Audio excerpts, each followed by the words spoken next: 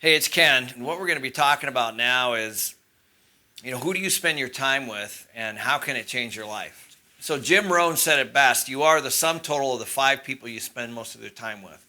And whether it's three or five or 10, I still think the idea behind it is exactly spot on. As I go back and look at my childhood, some of the best things, obviously I loved, any type of road trip from the classroom, but also guest speakers that came in and spoke from their own personal experiences from junior high or high school or even college were always the best because here was somebody, a man or a woman, didn't really matter, that came from all this experience and knowledge, and they could ask and answer questions on the fly.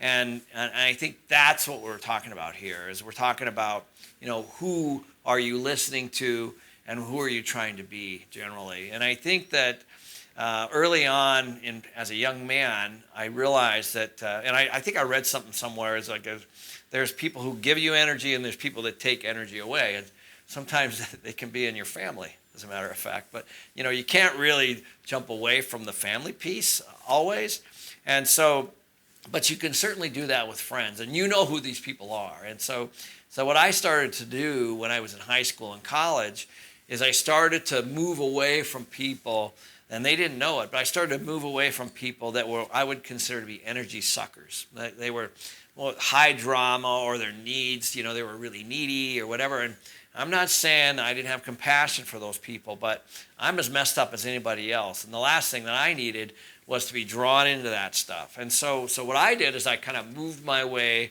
into what I would consider to be more positive circles.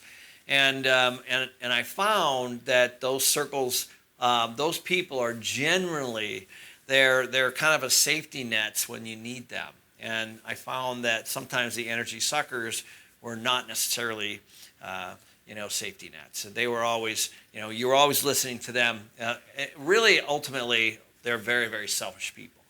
And so what I've always tried to do is hang out with people that don't necessarily need anything from me, but they want to discuss and they want to be better themselves. And I probably learned this best from Robert Kiyosaki. If you've been around him at all, in fact, this morning I always know every time he calls me and we talk a lot, he's always going to say, "What are you reading and what did you learn?" Or and I'll say, "Oh, I went to this or I went to that," and he's like, "What did you learn?"